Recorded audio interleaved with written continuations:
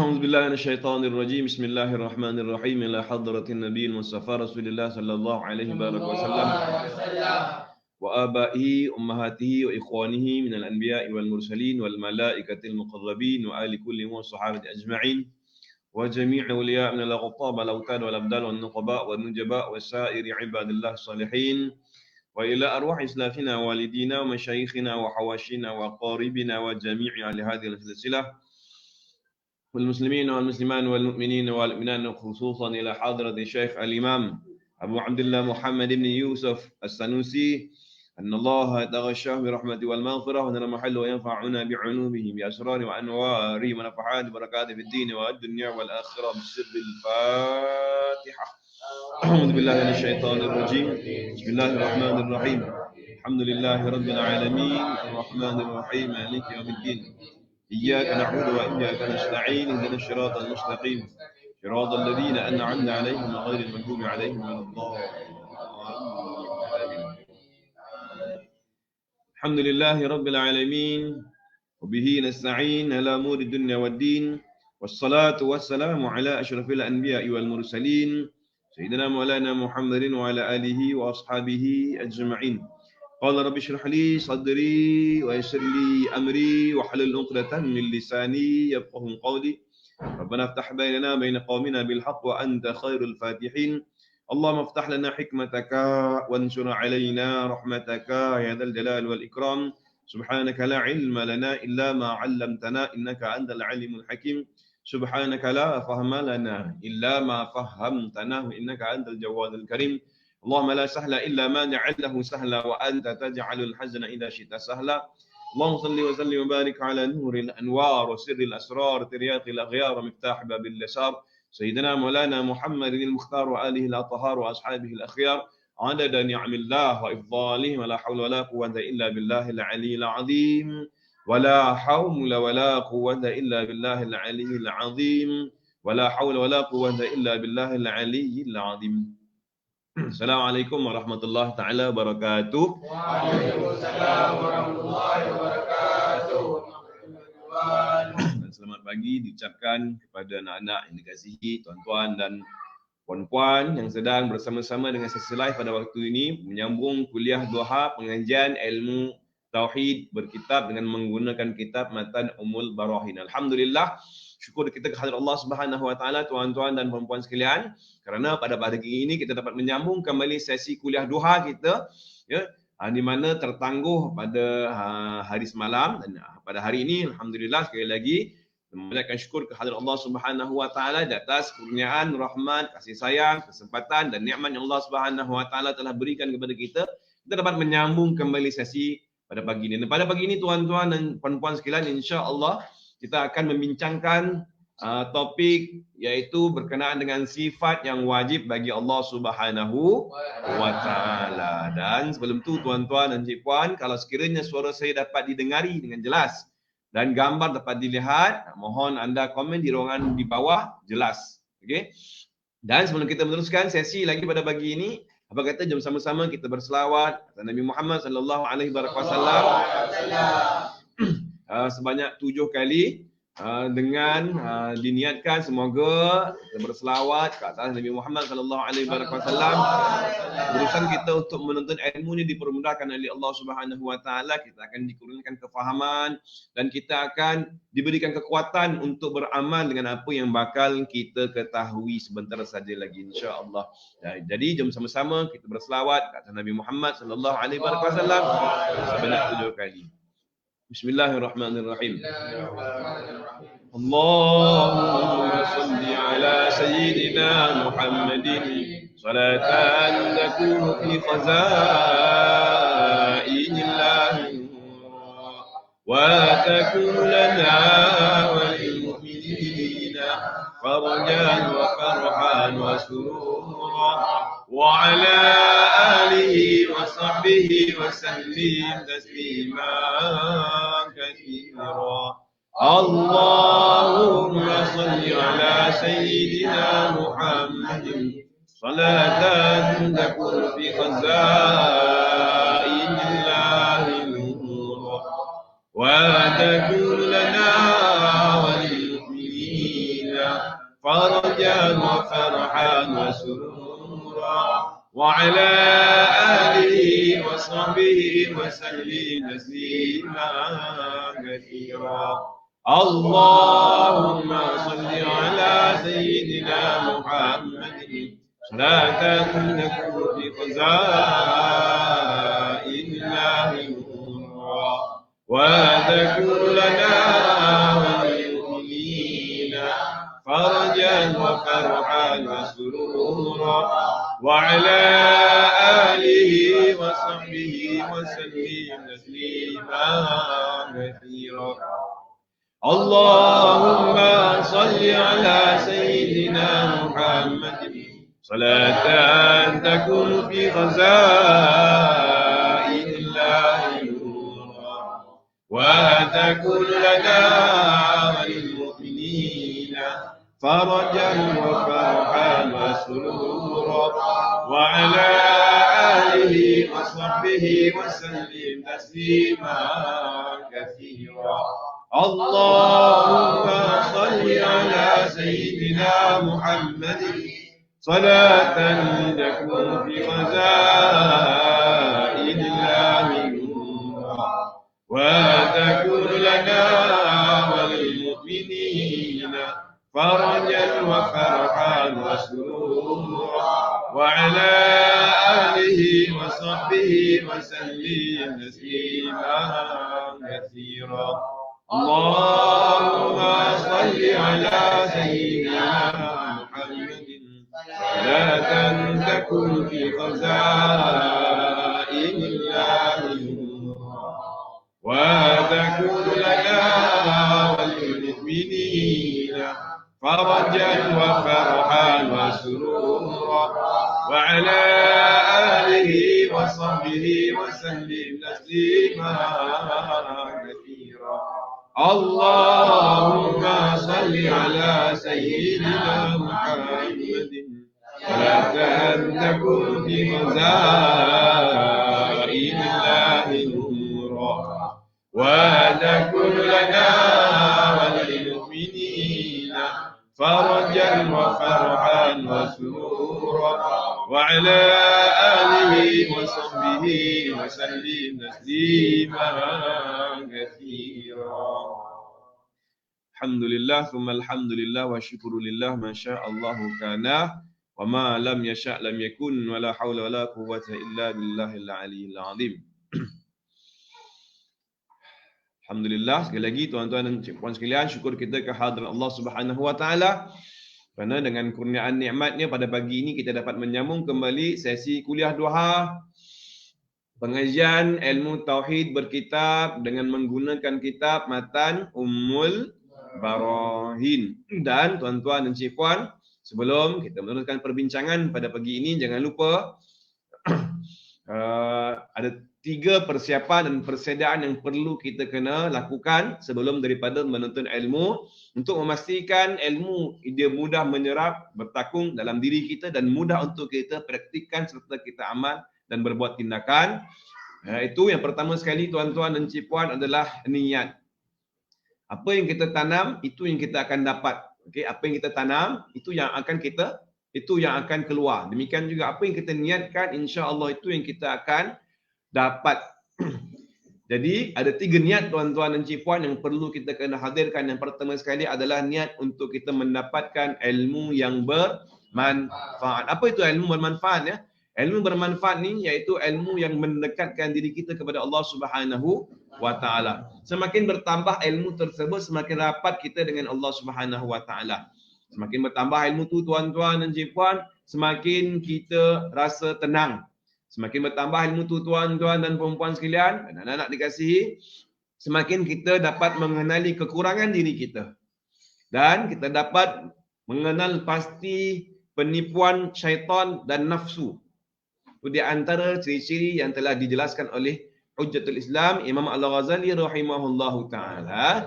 Dan maksud dia ciri-ciri yang secara generalnya tuan-tuan dan puan, bertambah ilmu manfaat ni, bertambah kita rapat dengan Allah Subhanahu Wa Taala.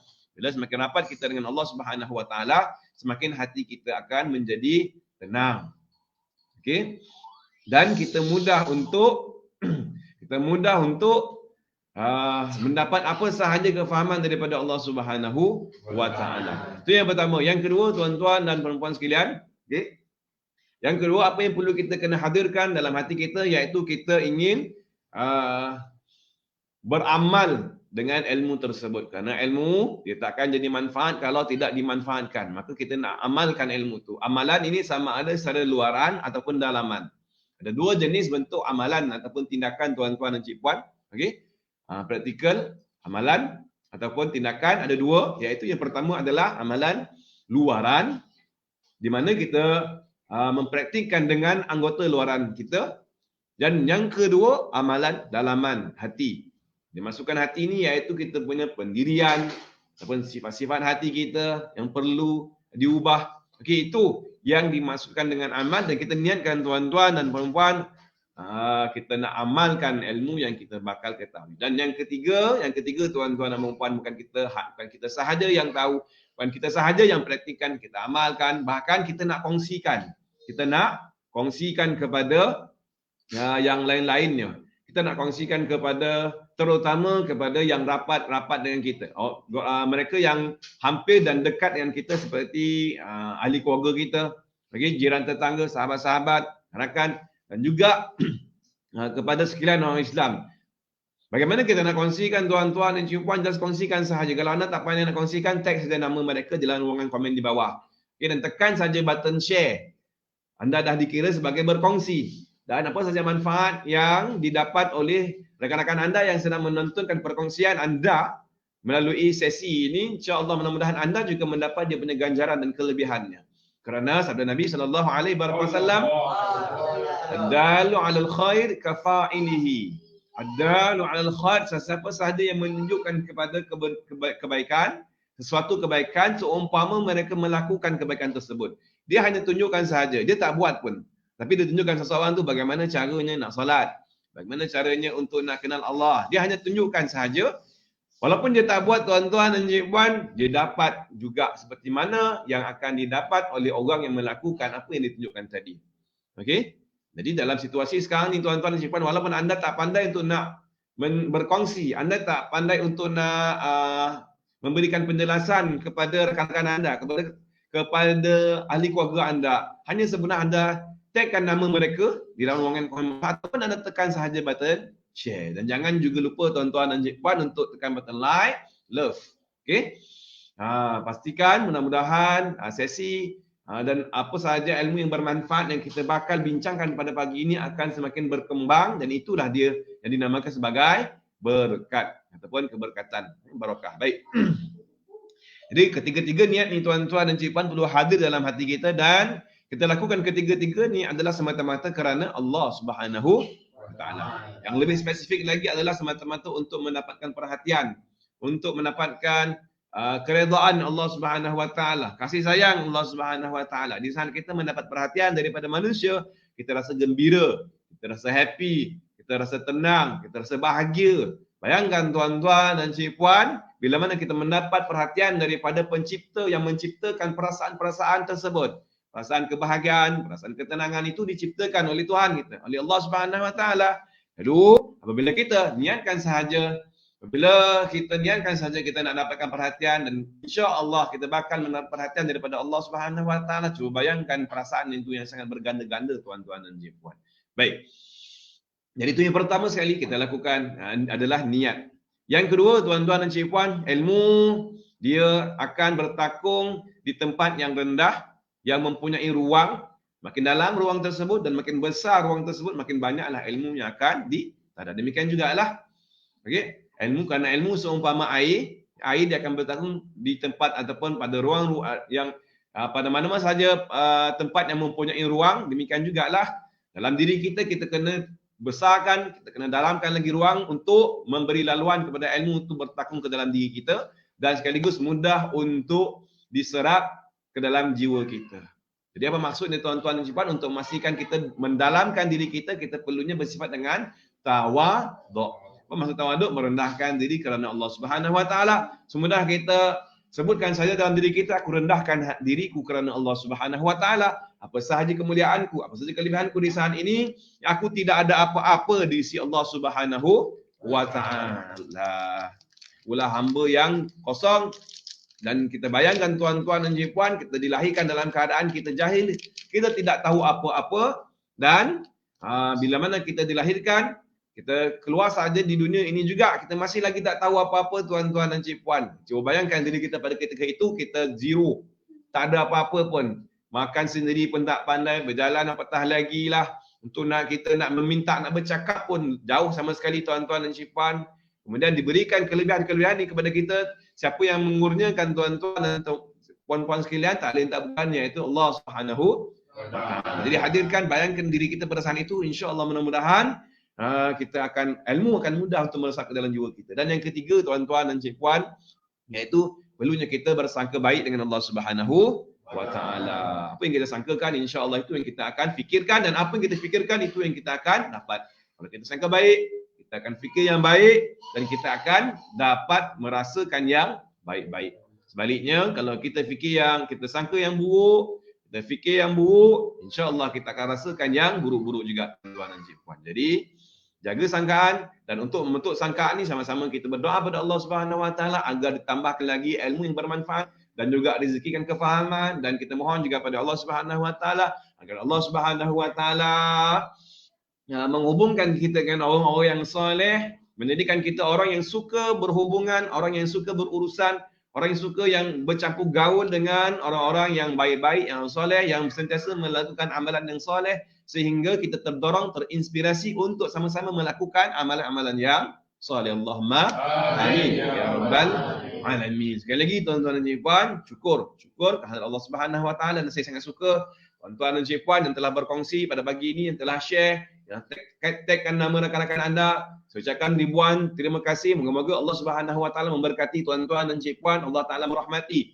Ya, seperti mana anda kongsikan sesi pada pagi ini, dan saya sangat suka juga komitmen anda tuan-tuan dan puan. Okey. Komitmen dan energi anda sangat luar biasa. Mudah-mudahan dengan energi anda yang sangat tinggi, insya-Allah akan mudah lagi anda mencapai kefahaman. Untuk mendapatkan sesuatu, kita perlu memberikan. What you give, you get back. Itu je punya simple kaedah dia tuan-tuan dan puan. Okey, apa yang kita berikan itu kita akan dapat. Kalau kita memberikan sesuatu, kita akan dapat sesuatu. Demikian jugalah bila mana kita nak mendapatkan ilmu, kita perlu memberikan sesuatu. Apa yang kita perlu berikan tuan-tuan dan puan-puan sekalian? Tak lain dan tak bukan tenaga ataupun energi. Okay, apa saja yang kita buat, dia memerlukan tenaga. Demikian jugalah kalau kita menuntut ilmu dengan penuh tenaga, dengan penuh berenergi, insya-Allah ilmu itu akan mudah untuk kita faham. Kita akan dapat. Okey. Kalau sekiranya kita hanya buat biasa-biasa saja, ya, dalam keadaan yang tidak bermaya ataupun dalam keadaan yang lesu, tidak bertenaga, insya-Allah ilmu yang kita dapat pun sama jugalah seperti mana tenaga yang kita keluarkan. Jadi keluarkan tenaga, semangat tuan-tuan dan puan, walaupun anda berada dalam sesi alam maya. Okey. Terutamanya anak-anak yang berada di hadapan ini, yang kita naikkan kita punya tenaga, semangat. Tadi kita dah sama-sama, kerana energi ni tuan-tuan dan puan, dia boleh diukur. Okey. Energi dia boleh diukur, dan anda boleh google lah level-level energi yang bagaimana. Kalau yang marah, berapa dia punya nombor yang mewakili energi tersebut. Okey. Dan energi yang paling tinggi sekali yang perlu kita kena target tuan-tuan dan puan adalah energi love, energi kasih sayang. Sebab itulah diajarkan kita berkasih sayang, dan Rasulullah SAW juga telah menjelaskan bahawa, telah memerintahkan kepada kita bahawa kita perlunya berkasih sayang. Ar-rahimuna yarhamuhumur rahman tabaraka wa taala irhamu man fil ard. Kata baginda sallallahu alaihi wasallam, hendaklah kalian berkasih sayang, hendaklah mengasihani, mempunyai sifat belas kasihan kepada mereka yang berada di atas permukaan bumi. Yarhamkum man fis sama, nescaya kamu pula akan mendapat kasih sayang daripada penduduk yang berada di atas langit. Ini perasaan kasih sayang membuktikan bahawa bila mana kita mempunyai tenaga kasih sayang, tenaga love tuan-tuan dan puan, kita akan mendapat tenaga daripada langit tuan-tuan dan puan-puan sekalian. Okey. Siapa tenaga daripada langit? Iaitu yang terdiri daripada para malaikat dan juga para anbiya illah, nabi Allah, dan juga para rasul alaihi wassalatu wassalam. Arwah ruh-ruh mereka yang berada di langit semua akan berkasih sayang, yang akan memberikan kasih sayang mereka kepada seseorang yang mempunyai perasaan, yang mempunyai sifat kasih sayang, love kepada sekalian penduduk bumi. Sebab tu tenaga ataupun energi love ni adalah energi yang agak tinggi tuan-tuan dan puan-puan sekalian, kerana dia mempunyai support each other. Okey? Bukan kita saja yang mempunyai tenaga tersebut, bahkan juga penduduk yang berada di langit turun akan memberikan sokongan, memberikan tenaga kasih sayang tersebut. Baik. Dan dia ada lagi tinggi lagi lah. Kalau anda boleh Google, okey, level energi ni, love ni dia berada pada skala 500. Okey. Kalau level di bawah itu seperti marah, okey, angry ataupun kita rasa sedih, itu semua berada di bawah. Dan energi ni tuan-tuan dan puan-puan, dia akan mempengaruhi juga. Dia bukan hanya mempengaruhi diri kita, bahkan juga dia akan mempengaruhi orang yang berada di sekeliling kita. Kalau kita marah, bukan kita sahaja yang rasa tak best, rasa sakit hati, bahkan orang lain juga dapat merasakan energi yang sedang kita salurkan. Faham tak? Baik, demikian jugalah. Kalau kita mempunyai energi yang positif, insya-Allah bukan kita sahaja yang akan merasakan energi tersebut, bahkan orang lain juga akan terkesan, akan mendapat merasai kesan daripada energi tersebut. Jadi, tuan-tuan dan puan, kerana tu pada awal-awal tadi kita mulakan dengan berselawat ke atas Nabi Muhammad sallallahu alaihi wasallam. Satu ucapan selawat, 10 rahmat. Maksud rahmat tu adalah kasih sayang. Kita sedang mengembangkan perasaan tersebut, tuan-tuan dan puan. Kita kembangkan perasaan tersebut dengan cara berselawat ke atas Nabi Muhammad sallallahu alaihi wasallam dan berbalas daripada Allah Subhanahu wa taala sebanyak 10 kali. Love. Kemudian dengan selawat insya-Allah kita akan mencapai ketenangan. Ketenangan ni tuan-tuan dan puan-puan, ya, dia lagi tinggi daripada love, peace. Energi peace ini berada pada skala 600. Okey, pada skala 600. Nah, itu skala yang boleh diukur lah. Dan dia telah diukur dan anda boleh Google. Okey, sekali lagi anda boleh Google maklumat ni tuan-tuan dan puan, ya. Skala energi ataupun level energi. Energi yang peace 600. Dan yang paling tinggi sekali tuan-tuan dan puan adalah energy alignment. Dan apa yang kita lakukan sekarang ini, selepas ini tuan-tuan dan puan juga adalah merupakan salah satu energi yang tertinggi, iaitu energi pencerahan. Daripada perbincangan diskusi kita selepas daripada ini, insya-Allah akan mendatangkan lagi tenaga yang luar biasa mudah-mudahan. Okey. Jadi kerana itu, kekalkan tenaga ni tuan-tuan dan puan, kita bersangka baik dengan Allah Subhanahu wa taala, insya-Allah kita akan dapat energi yang sangat luar biasa. Baik. Jadi sebelum kita meneruskan perbincangan dan topik kita pada pagi ini tuan-tuan dan puan, di mana insya-Allah kita nak masuk membincangkan tentang 20 sifat yang wajib bagi Allah Subhanahu wa taala. Terlebih dahulu apa kata, jom sama-sama kita recap. Kita ulang kaji kembali apa yang telah kita bincangkan sebelum ni pada 2 minggu yang sudah. Okey. Daripada permulaan perbincangan diskusi kita tuan-tuan dan puan, okey. Dan anak-anak apa yang telah kita bincangkan dengan menggunakan kitab Matan Ummul Barahin ni, pertama sekali kita telah membincangkan tentang muqaddimah. Dan muqaddimah pengarang kitab iaitu Syekh As-Sanusi yang telah mengemukakan pada awal muqaddimahnya ada 3 perkara. Masih ingat lagi? Masih ingat lagi apa yang pertama? Bismillahirrahmanirrahim. Beliau telah memulakan karangannya dengan Bismillahirrahmanirrahim. Yang kedua, memulakan pula dengan Alhamdulillah, intipati dalam muqaddimah. Dan yang ketiga, selawat kata Nabi Muhammad sallallahu alaihi wasallam. Di mana ketiga-tiganya adalah merupakan kunci tuan-tuan dan puan kepada keberkatan. Kunci kepada keberkatan. Okey.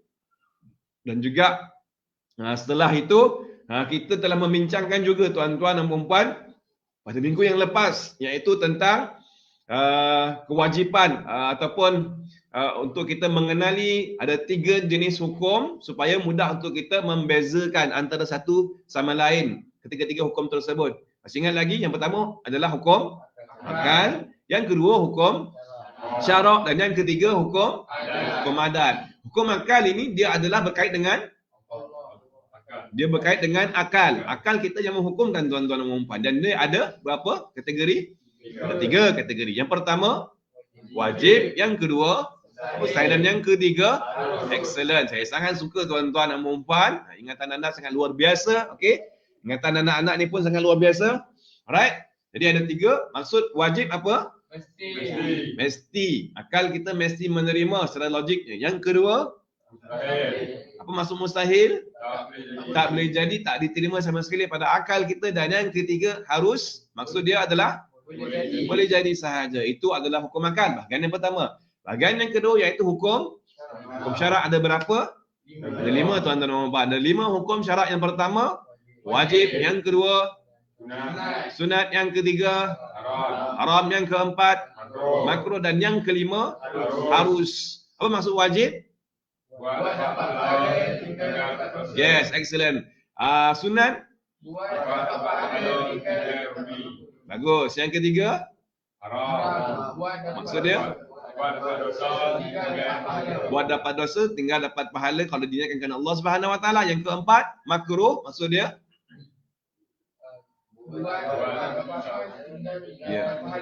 Buat tak dapat dosa, tinggal dapat pahala kalau diniatkan kerana Allah Subhanahu Wa Taala. Dan yang kelima harus, iaitu yes, buat tak dapat pahala, tak dapat dosa, tinggal pun tak dapat pahala, tak dapat dosa. Itu adalah hukum syarak, tuan-tuan dan puan. Dan hukum syarak ni, tuan-tuan dan puan, dia adalah berkait dengan perbuatan individu, mukallaf, yang bergelar mukallaf. Seseorang yang sudah mukallaf itu dia ada 5 hukum ni. Apa saja perbuatan ni, perkataan dia dan pendiriannya adalah terikat dengan 5 hukum ini. Baik. Dan seterusnya tuan-tuan dan puan, hukum yang ketiga iaitu hukum adat. Baik. Apa itu hukum adat? Kebiasaan. Apa yang kita lakukan, dan dia adalah cause and effect. Dia adalah ada sebab dan ada kesan. Itu yang dimaksudkan dengan hukum adat. Dan hukum adat ni dia ada berapa? Ada 3 pembahagian, iaitu yang pertama wajib pada adat, yang kedua mustahil pada adat, yang ketiga harus pada adat. Apa yang dimaksudkan wajib pada adat? Mesti makan, mesti kenyang pada kebiasaannya, tuan-tuan dan puan. Okey, mustahil tak makan tapi kenyang, mustahil pada kebiasaannya, tuan-tuan dan puan. Dan yang ketiga harus makan sikit ataupun makan banyak, harus saja boleh jadi kenyang. Okey, kalau dia makan sikit ataupun makan banyak. Baik, itu hukum adat ataupun hukum kebiasaan. Dan ketiga-tiga hukum ni, tuan-tuan dan puan, dia boleh bersalahan, sama ada makan ataupun tidak, dia boleh saja jadi kenyang.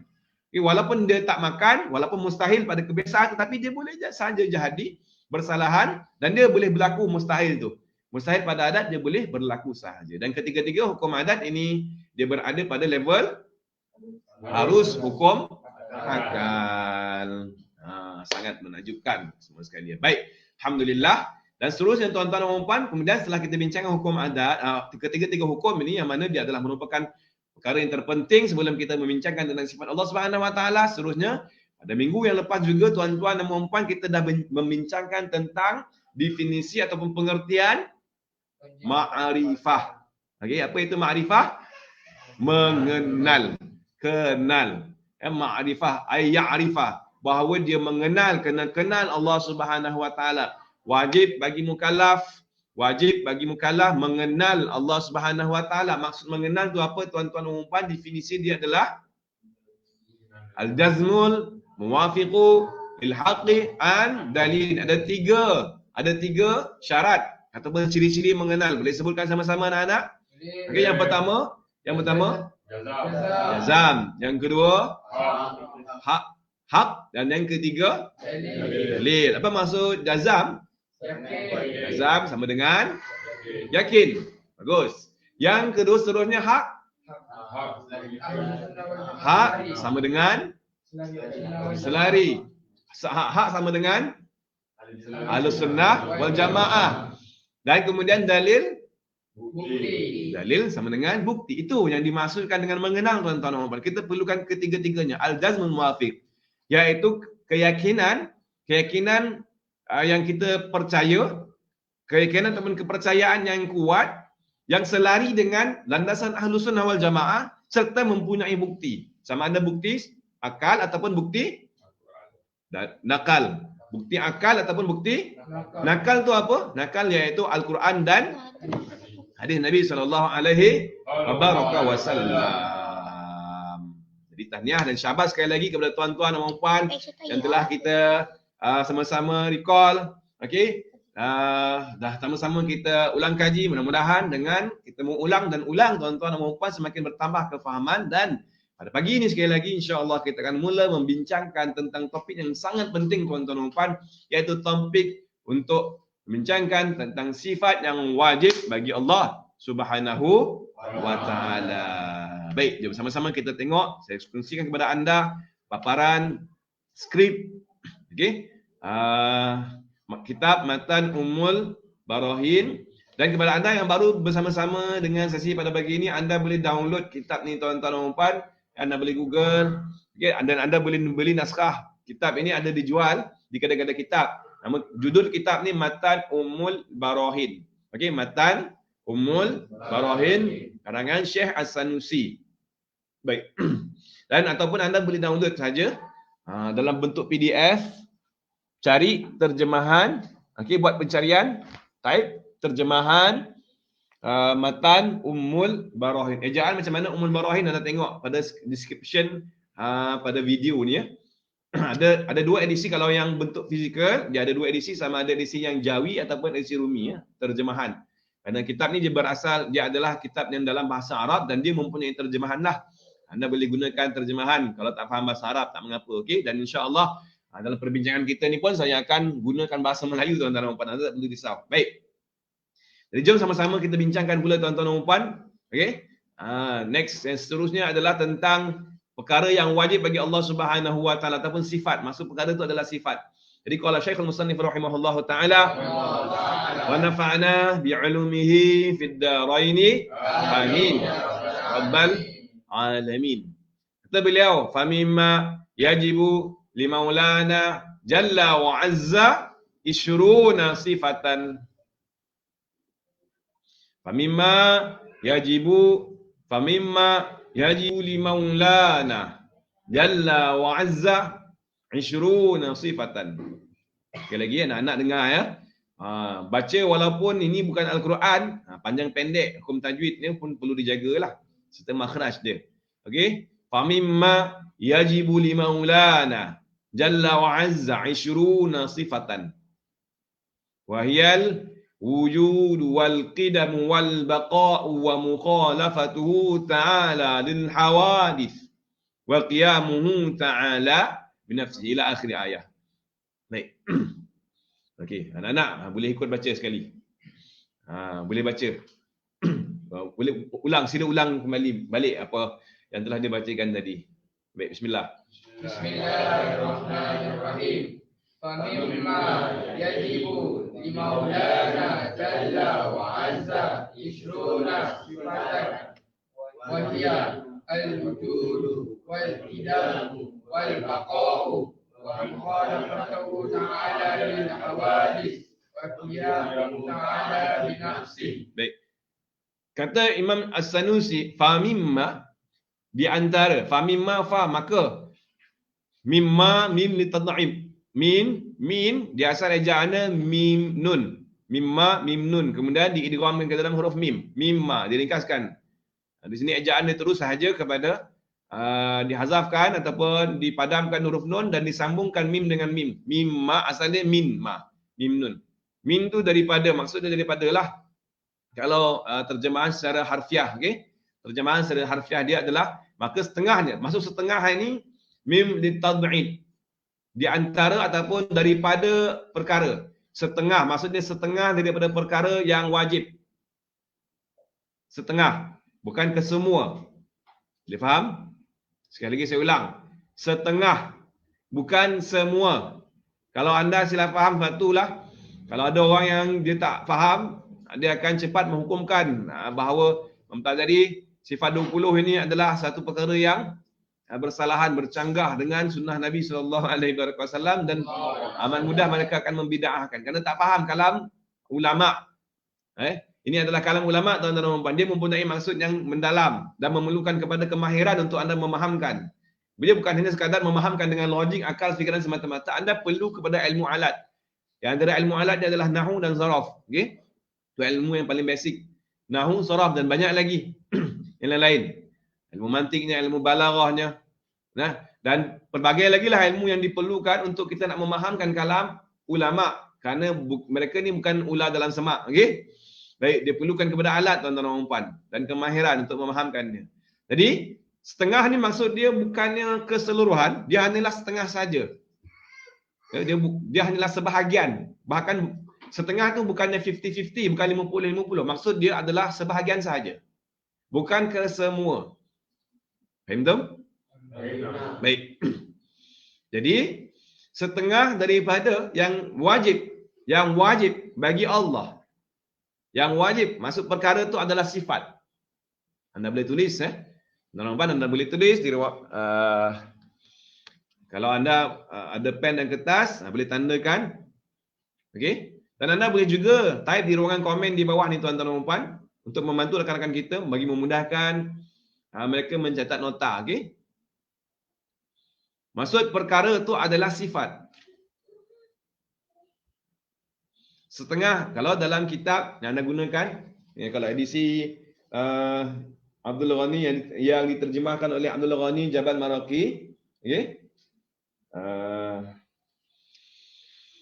Dia terjemahkan dengan maka setengah daripada yang wajib. Yang wajib. Maksud yang wajib itu iaitu sifat. Ma itu adalah sifat. Sifat yang wajib bagi Allah. Boleh ke? Okey. Sifat yang wajib bagi Allah. Apa maksud wajib di sini tuan-tuan dan puan? Anak-anak? Wajib di sini adalah wajib pada hukum akal. Alright. Wajib di sini adalah wajib pada hukum akal. Maksud dia adalah mesti. Alright, mesti. Sebab tu kita kena kenal hukum tu terdahulu tuan-tuan dan puan. Sebab kita nak bezakan. Sebab apa? Perkataan wajib ni juga diguna pakai pada seseorang. Wajib kita kan? Wajib seseorang. Wajib orang Islam. Wajib juga. Dan di sini pun adalah wajib juga. Namun apa perbezaan antara kedua-duanya? Ini telah kita bincangkan dan kita ulang balik tuan-tuan dan puan. Ada beza ke? Ada beza ke? Ada beza ya anak-anak? Ada beza. Jadi maksud kalau wajib orang Islam ataupun wajib kita atau wajib bagi umat Islam, itu maksud dia adalah wajib syarak. Maksud dia apa? Kalau dibuat ada ganjaran pahala, kalau ditinggalkan berdosa. Itu wajib syarak. Manakala wajib akal iaitu mesti. Mesti. Bermakna sifat ini mesti. Apa yang menghukumkan kemestian ni tuan-tuan dan puan? Akal kita. Sekali lagi. Apa yang hukumkan tentang sifat Allah Ta'ala ni? Akal kita yang hukumkan. Akal kita yang hukumkan. Allah, Tuhan yang menciptakan alam ini mesti. Ada 20 ni. Dia mesti. Tak logik kalau dia tak ada 20 ni. At least. Sekurang-kurangnya 20 ni. Mesti. Okey? Dan 20 ni tuan-tuan dan puan adalah kunci. Faham ya? 20 ni adalah kunci. Itu adalah kunci untuk kita memahamkan sifat-sifat yang lain. Dan bukan hanya 20 sahaja. Okay, bukan hanya 20 sahaja sifat yang wajib bagi Allah Subhanahu Wa Taala. Yes. Terima kasih Cik Puan Nadia Aziz. Okay, sifat yang wajib bagi Allah pada hukum akal. Betul. Waalaikumsalam warahmatullahi wabarakatuh. Cik Puan Siti Fatimah. Okey. Selamat bersama-sama dengan sesi pada pagi ini. Cik Puan Nurul Najwa, Cik Puan Nadia Aziz, alhamdulillah hadir kata dia. Okey, Tuan Khalil Hasan, waalaikumsalam warahmatullahi hadir. Masya-Allah, barakallahu fikum ajma'in. Semoga Allah Subhanahu Wa Taala memberkati tuan-tuan dan puan. Terima kasih atas perhatian. Terima kasih atas komitmen tuan-tuan dan puan yang meluangkan masa. Demikian juga sahabat-sahabat yang tak dapat saya sebutkan nama mereka satu persatu yang sedang menyaksikan sesi live pada waktu ini. Tahniah dan syabas saya ucapkan kepada anda tuan-tuan dan puan. Kita sedang membincangkan suatu perkara yang sangat penting tuan-tuan dan puan untuk kita membentuk kembali sistem kepercayaan, our belief system. Kerana apa yang kita fikir, apa yang kita sangkakan, dia adalah berkait rapat dengan apa yang kita percaya tuan-tuan dan puan. Dan apa sahaja perkara yang berlaku di sekeliling kita, kita akan merespon dengan apa yang kita percaya. Okey? Dan dia juga akan mempengaruhi kita punya perasaan bila mana kita betulkan kembali sistem kepercayaan ini, insya-Allah ya, perkara yang lain juga akan mudah untuk dibentuk. Baik. Jadi kita kembali sambung ya. Kita kembali sambung membincangkan tentang sifat yang wajib bagi Allah. Maksud sifat wajib ni tuan-tuan dan puan adalah wajib pada hukum akal. Akal kita yang menghukumkan. Akal kita yang menghukumkan sifat ini mesti ada pada Allah Subhanahu Wa Taala secara logiknya. Okey, secara logik mesti kena ada. Kalau sekiranya sifat ini tidak ada, mustahil. Itu maksud wajib tuan-tuan dan puan. Mustahil. Kalau sifat tu tidak ada, mustahil sama sekali. Akal kita tak terima. Mustahil. Okey? Mustahil. Kalau sekiranya sifat ini tidak ada pada Allah Subhanahu Wa Taala. Waalaikumsalam warahmatullahi wabarakatuh. Cik Puan Fauziah Ji. Apa khabar? Sihat belaka ya. Mudah-mudahan. Sekali lagi tahniah diucapkan kepada tuan-tuan dan puan bersama-sama.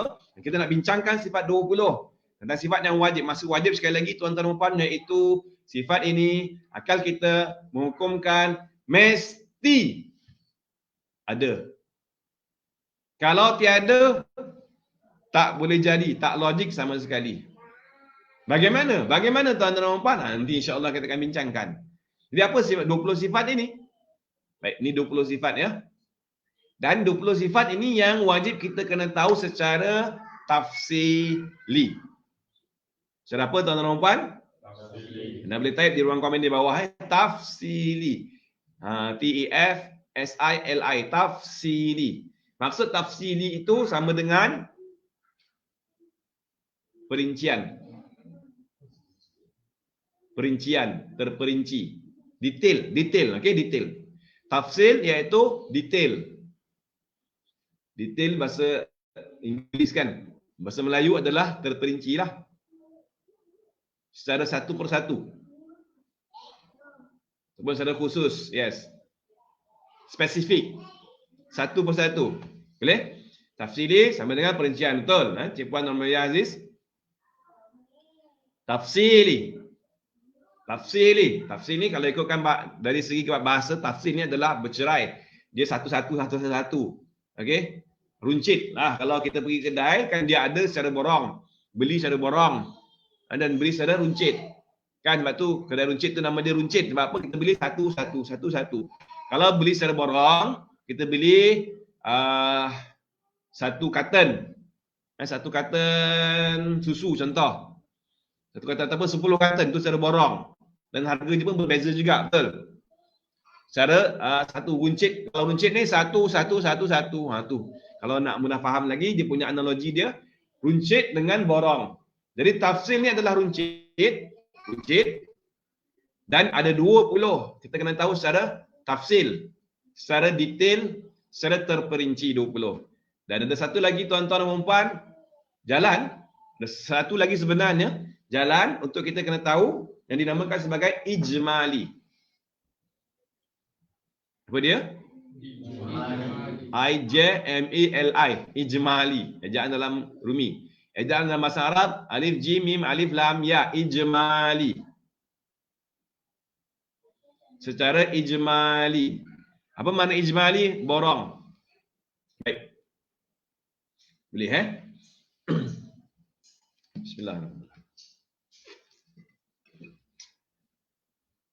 Apa dia? Sekali lagi tuan-tuan dan puan, apa benda ni? Tafsili ijmali. Jadi kewajipan kita mengenal Allah Subhanahu Wa Taala, betul? Kewajipan orang Islam itu adalah permulaan kewajipan adalah mengenal Allah. Seperti dalil yang telah kita bincangkan sebelum ni, fa'lam annahu la ilaha illallah, dalam Al-Quran Allah Taala perintahkan agar kita kenal dia. Kau kena tahu bahawa tidak ada Tuhan selain daripada Allah Taala. Itu dalil wajib, kita kena belajar.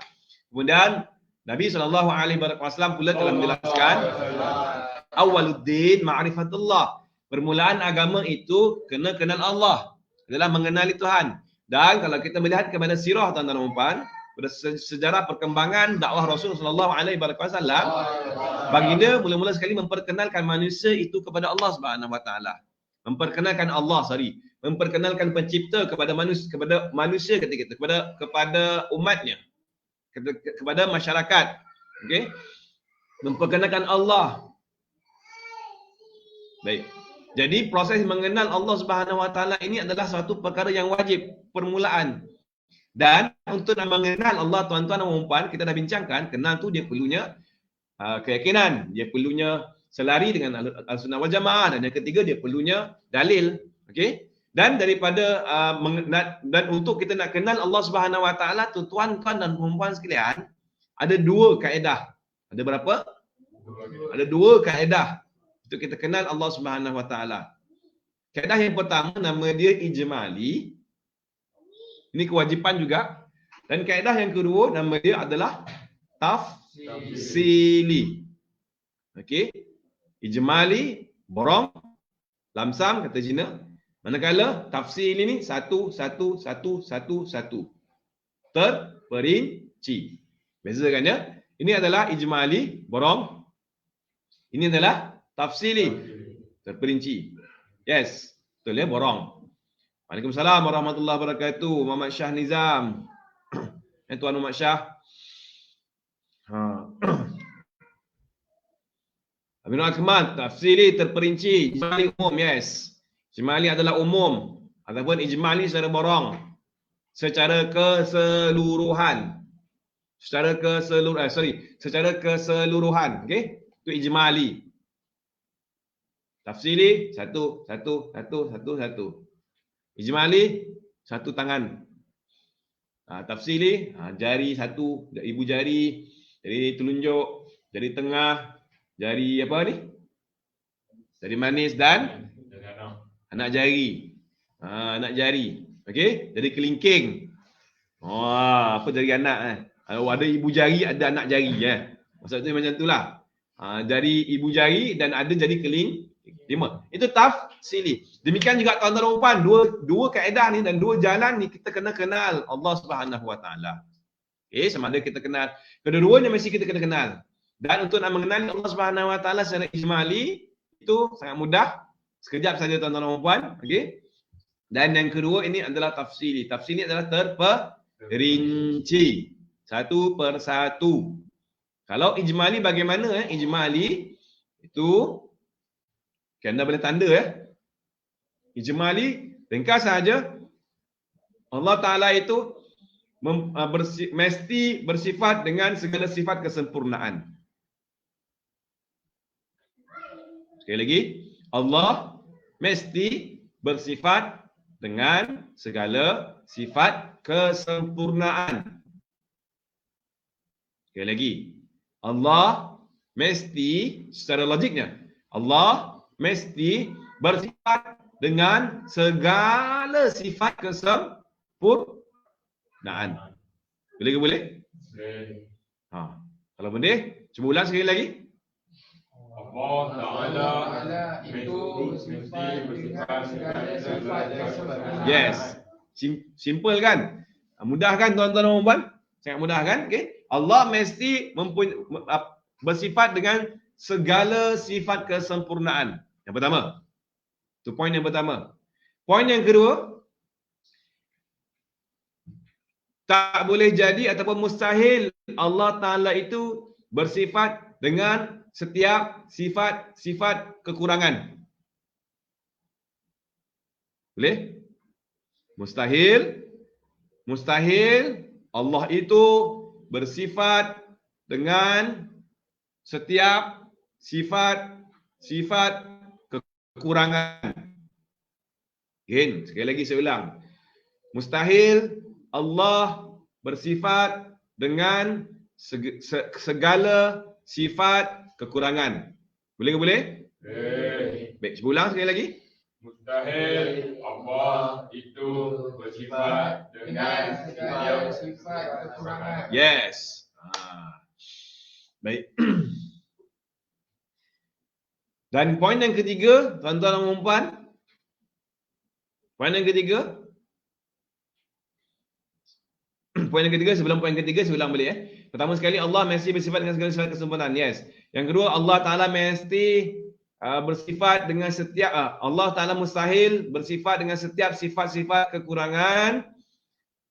Bukti dia adalah alam ini. Okay, boleh bukti adalah alam ini.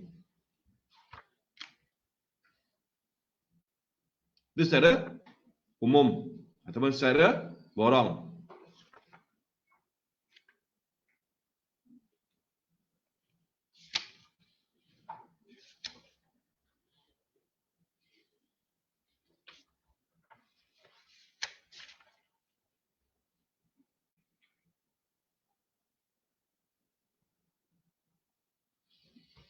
Tiga poin.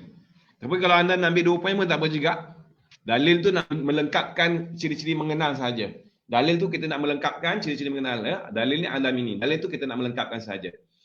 Baik, sekali lagi saya ulang. Ini secara wajib kita kena kenal Allah Taala itu mesti masuk kenal sekali lagi tuan-tuan dan puan adalah keyakinan. Kenal adalah keyakinan. Kita yakin tuan-tuan dan puan.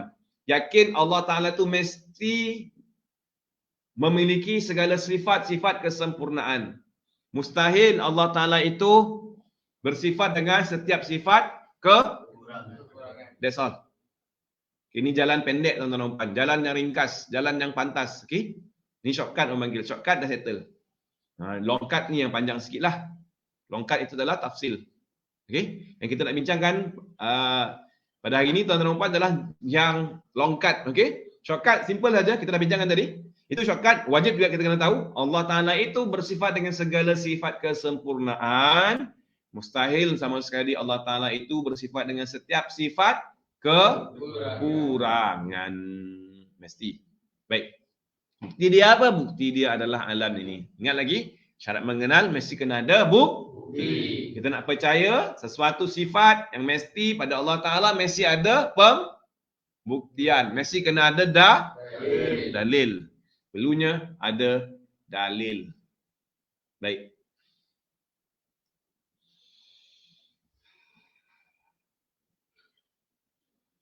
Seterusnya yang kedua, jalan yang kedua ini yang makan masa lah. Ini panggil long cut, okey? Long cut. Nanti shortcut. Shortcut dah settle. Shortcut dah settle. Sekarang ni kita nak bincangkan yang long cut tuan-tuan dan puan. Dan hari ini kita nak bincangkan empat sifat yang wajib bagi Allah Subhanahu Wa Taala. Okey?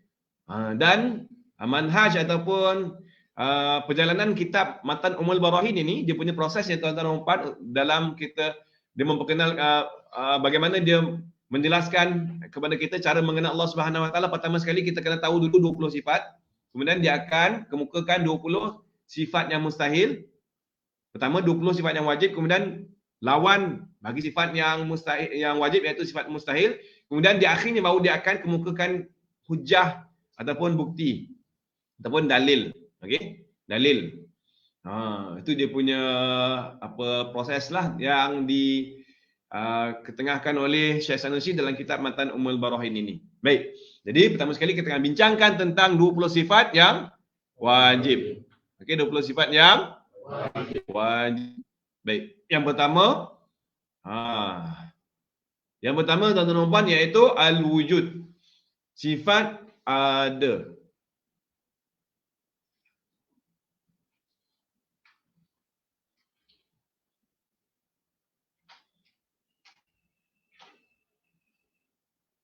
Yang kedua al-qidam, sedia, dan yang ketiga al-baqa, kekal. Maksudnya kekal. Baik. Sekali lagi tuan-tuan ya. 20 ni yang wajib bukan kesemua. Dia adalah sebahagian sahaja. Tepat sahaja. Bukannya semua.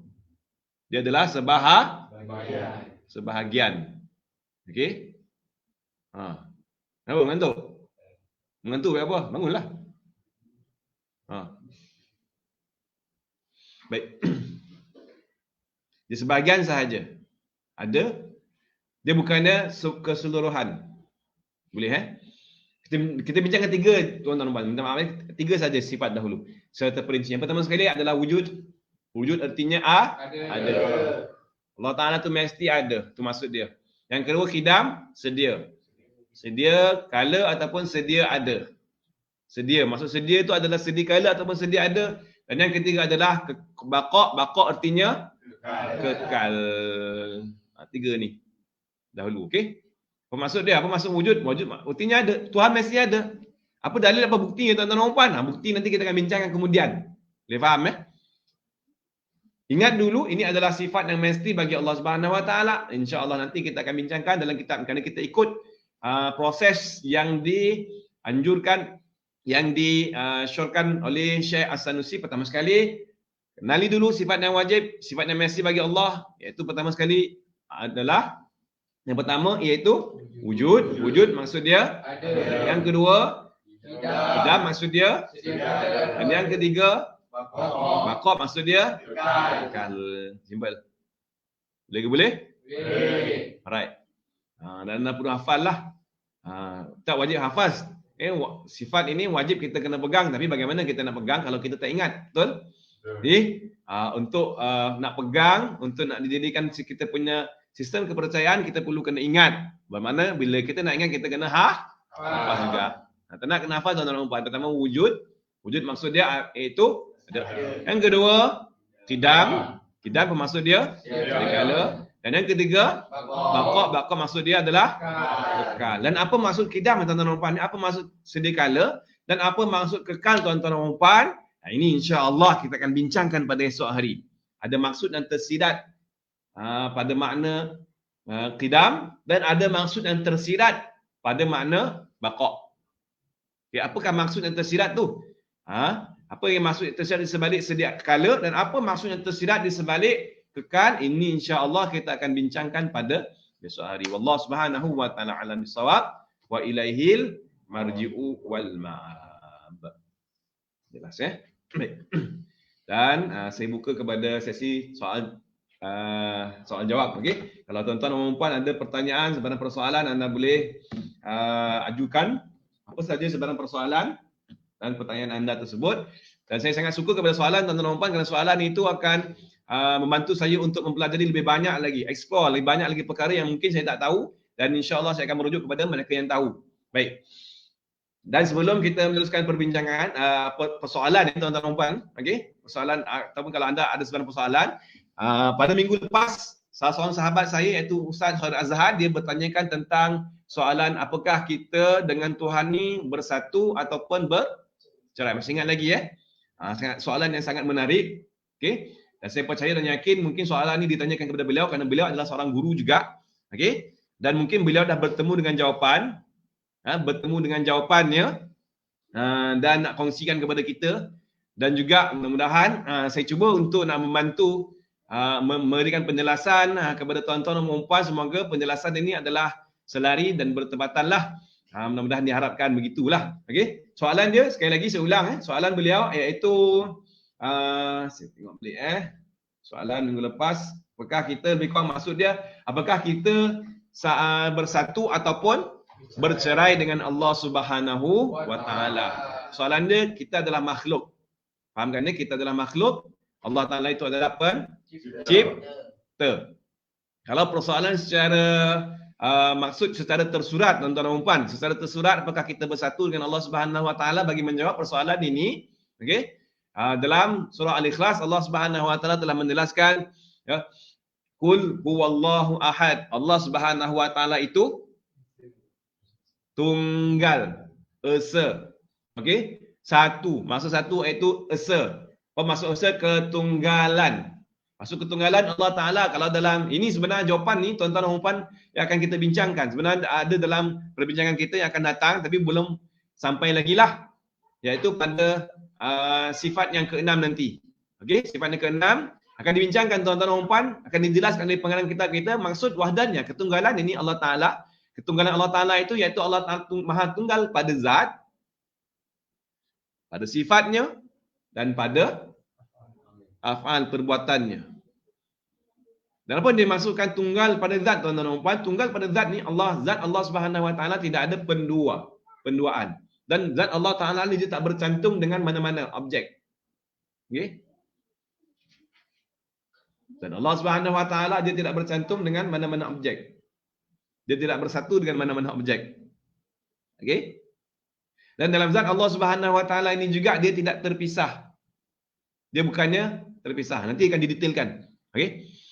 Lepas tu yang kedua, sifat Allah Subhanahu wa taala juga adalah sifat yang tunggal. Ketunggalan sifat Allah Taala ni maksudnya tidak ada satu sifat pun daripada makhluk ni yang menyerupai dengan sifat Allah Subhanahu wa taala. Itu yang kedua. Okey? Dan yang ketiga, ketunggalan Allah Subhanahu wa taala itu pada af'al, pada perbuatan Allah Subhanahu wa taala. Siapa saja yang Allah Taala ciptakan itu, tidak ada sesuatu pun makhluk yang dapat challenge, yang dapat menyerupai perbuatannya dengan perbuatan Allah Subhanahu wa taala. Jadi di sini jelas tuan-tuan dan puan, jawapan dia bahawa Allah Taala itu dia bukannya bersatu dengan kita. Dia tidak bersatu dengan kita. Tapi kalau sekiranya anda menyemak kembali dalam Al-Quran Al-Karim, ada juga ayat yang di mana Allah Subhanahu Wa Taala menjelaskan bahawa wa huwa ma'akum aina ma kuntum. Wa huwa ma'akum, dan dia bersama-sama dengan kamu. Ma'i. Ma'a tu adalah berserta. Okey? Berserta. Dan mungkin daripada ayat ini timbul persoalan tadi kan, apakah kita dengan Allah Taala itu bersatu ataupun bercerai? Kalau daripada berdasarkan apa yang telah saya kongsikan tadi, zat Allah Subhanahu Wa Taala itu, tuan-tuan dan puan, dia tidak bersatu dengan apa-apa pun. Dia ketunggalan. Dia ketunggalan. Dia tidak bersatu. Kalau maksud mana kata tak bersatu tu bermaksud dia tidak sekali lah. Bersatu, contoh air kosong dengan kordial, dengan sirap kan. Kita campurkan dan kita bancuh, dia akan jadi air sirap, betul? Asalnya air itu warna kosong, bukan warna putih kan. Air itu kosong saja, air biasa. Okey, kemudian dimasukkan sirap, dibancuh, jadilah warna merah. Jadilah air sirap. Masukkan gula, bancuh gula, air itu akan rasa manis. Ya, sebelum itu dia terpisah. Dia faham ya? Dan Allah Subhanahu Wa Taala, tuan-tuan dan puan, dengan makhluk tak semacam tu. Ingat ya? Kunci dia adalah laisa kamitslihi syai'un. Kunci dia, falsafah dia untuk kita memahamkan Allah Subhanahu Wa Taala itu, iaitu bahawa Allah tidak serupa. Laisa kamitslihi syai'un. Boleh?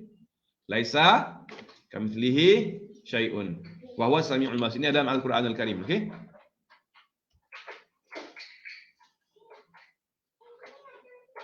Ayat yang ke berapa ni Kita tengok ayat yang ke berapa.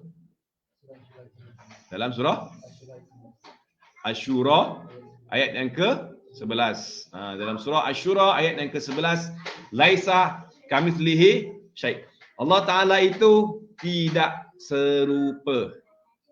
Maksud tidak serupa, ini nanti akan diperincikan tuan-tuan dan puan dalam wahdaniyah.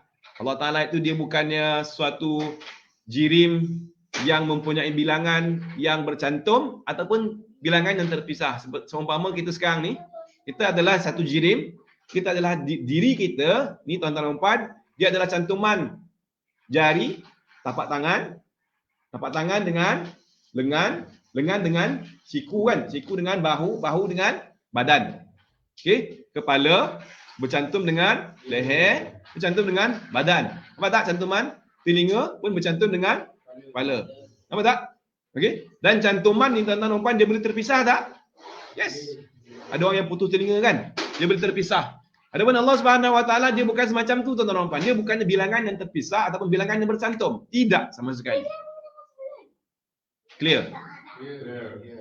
Menjawab persoalan tu tuan-tuan dan puan, bermakna Allah Taala itu dia bukannya bersatu dengan makhluk, dengan kita, dan dia tidak terpisah. Kalau tak bersatu, mana kata dia terpisah lah. Okay, dia bukan bercantum. Habis itu yang ayat mengatakan wa huwa ma'akum, dia iaitu Allah Taala itu bersama-sama dengan kamu. Ma'akum itu ini dipanggil ayat mutasyabihat. Ayat mutasyabihat, ayat yang kesamaran. Ma'akum tu bukannya Allah Taala itu bercantum dengan manusia dan dia yang megakkan manusia, tidak, iaitu ditafsirkan dengan mana kekuasaannya, rahmatnya bersama-sama dengan kamu. Baik, faham tu? Jelas ya? Mudah-mudahan terjawablah persoalan yang telah ditanyakan oleh Al-Fadhil Ustaz Saiful Azhan, salah seorang sahabat saya. Baik. Ada persoalan yang lain, tuan-tuan dan puan, boleh bertanya.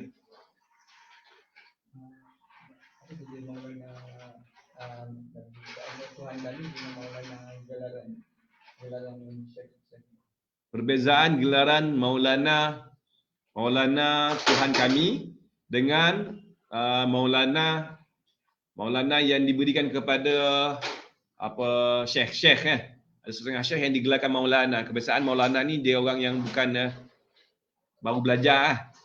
Kalau tak silap saya, ini kalau dalam Maulana ni adalah gelaran syekh yang diberikan oleh jemaah tabligh pada syekh yang telah mencapai sekian level, okey. Dia bukannya baru setahun masuk tabligh, join tabligh dia dipanggil Maulana. Okey, dia ada dia punya sertifikat lah. ada je punya panggil requirement untuk nak mencapai tahap Maulana tu. Ya, dia bukan semudah. Dan bila mana dia capai tahap Maulana, dia akan digelar sebagai Maulana. Ya, apa persoalannya? Apa perbezaan antara Maulana Tuhan kami dengan Maulana yang diberikan kepada Syekh? Jadi maksud Maulana yang diberikan kepada Syekh itu adalah ikutan kami, qudwatuna, pimpinan kami, pemimpin kami. Ataupun Maulana juga kita seringkali kita bila mana berselawat, ada juga dimasukkan dalam lafaz selawat. Allahumma salli ala sayyidina wa maulana Muhammad. Wa maulana Muhammad. Maulana maksud dia adalah ikutan kami. Baginda Nabi SAW adalah sayyidina penghulu kami. Penghulu dan juga adalah merupakan maulana. Maulana adalah pemimpin kami ataupun ikutan kami. Qudwatuna. Jelas Dia tak samalah dengan Maulana Allah Subhanahu Wa Taala. Allah pun Maulana juga. Maulana Allah Subhanahu Wa Taala, maksud Maulana itu iaitu Allah Subhanahu Wa Taala adalah tuan kami. Tuan, pemilik kami. Jelas? Okey, wallahu alam. Lain soalan? Tuan-tuan dan puan boleh bertanyakan soalan, type saja di ruang komen. Anda tak perlu malu tuan-tuan dan puan. Kalau sekiranya anda malu, anda boleh PM tepi lah. Okey? Apa saja persoalan yang anda nak tanya yang kita boleh bincangkan. Sekali lagi saya sangat suka kepada soalan tuan-tuan dan puan. Okey? Kerana soalan itu adalah tangga kepada ilmu dan kefahaman. Jadi kalau anda ada apa sahaja persoalan, sekali lagi jangan malu dan segan silu untuk nak bertanya, tanyakan sahaja. InsyaAllah saya akan cuba bantu untuk memberikan pencerahan kepada anda. Baik. Ada. Ada lagi soalan? Jika sekiranya tidak ada lagi soalan tuan-tuan dan puan, ya, anak sekalian, insyaAllah kita akan sambung sesi kita ini pada esok hari membincangkan pula tentang apakah maksud yang tersirat di sebalik sifat yang kedua dan yang ketiga, dan kemudian kita akan meneruskan pula perbincangan kita dengan sifat-sifat yang seterusnya yang wajib kita kena tahu. Baik. Jadi mudah-mudahan kita doakan agar Allah Subhanahu Wa Taala memanjangkan usia kita, Allah Taala berikan kesihatan, Allah Subhanahu Wa Taala berikan kekuatan kepada kita dan petunjuk untuk kita dapat bersama-sama dengan sesi pada esok hari. Dan jangan lupa juga tuan-tuan dan cik puan pada malam ni mengadakan sesi Jum Ulas pada jam 10 malam, melancarkan satu hari satu ayat, dan di mana pada malam ni kita akan melancarkan ayat yang ke-59 surah Yasin. Kepada anda yang berkelapangan masa dijemput untuk sama-sama dengan Quran time, okey, ataupun Quran hour bagi dalam page Madrasah Darul Islah ini, okey. Dan sehingga itu saya ucapkan ribuan terima kasih kepada anda yang sudi bersama-sama meluangkan masa pada pagi ini daripada awal sampai ke penghujungnya.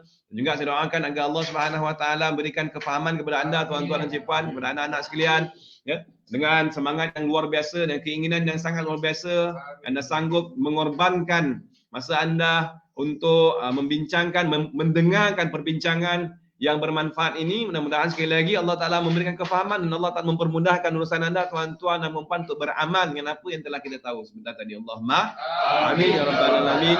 Mohon maaf dan mohon ampun tuan-tuan dan puan di atas setiap kekurangan, kesalahan, kekhilafan daripada diri saya. Sekali lagi semoga kita berjumpa lagi pada esok hari, dan sehingga itu kita tangguhkan dengan pembacaan doa. Bismillahirrahmanirrahim. Alhamdulillahirabbil alamin. Amin. Wassalamu ala asyrafil anbiya'i wal mursalin wa ala alihi wa sahbihi ajma'in. Allahumma qul lana ma akhtana wa ma ta'ammalna wa ma asrarna wa ma a'lanna wa ma anta a'lamu bihi minna. Anta al-muqaddim wa anta al-mu'akhir, la ilaha illa anta. Allahumma inna nasta'dinuka ma 'allamtana fariddahu ilayna 'inda ihtiyajina ilayk. Allahumma ij'alna min ulama'ika al-'amilin al-mukhlisin al-ghurr al-muhajjalin wa haqqiq lana amalana ya rabbal alamin.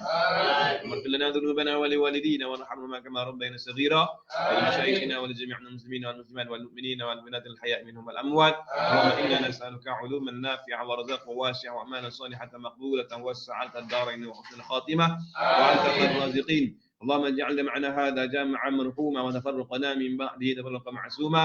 اللهم لا تندهنا اللهم لا تندهنا اللهم لا تندهنا. ربنا وانفعنا بما علمتنا ربنا علمنا الذي ينفعنا بفضلنا وفقر لنا وقربة لنا في ديننا مع أهل العلم منك وبدا ربي وفقنا ووفقهم لما ذكرني قولا وفعلا كانوا وارزق الكل حلالا نائما واخلا انفياء حلما نعظم به الخير ونفعه ربنا واصلح لنا كل الشؤون واكرنا بالرضا منك العيون واقضي عنا ربنا كل الديون قبل ان ياتينا مثل المنون واغفر واستر انت اكرم من كذا وصلاة الله تنشى المصطفى من الى الحق دعانا والوفاء في كتاب فيه للناس شفاء وعلى الآل الكرام شرفاء وعلى الصحب المصابيح النور ربنا آتنا في الدنيا حسنة في الآخرة حسنة وقنا عذاب النار صلى الله على سيدنا محمد وعلى آله وصحبه وبارك وسلم أجمعين والحمد لله رب العالمين. Dan sama kita tangguhkan juga dengan tasbih kafarah dan surah Al-Asr subhanakallahumma wa bihamdik la ilaha illa anta astaghfiruka wa atubu ilaik. Bismillahirrahmanirrahim. Wal 'asri innal insana lafi khusr illa alladhina amanu wa 'amilus shalihat wa tawasaw bil haqqi wa tawasaw bis sabr. أقول قولي هذا وأستغفر الله العظيم لي ولكم وبالله التوفيق والهداية والسلام عليكم ورحمة الله وبركاته. وعليكم السلام.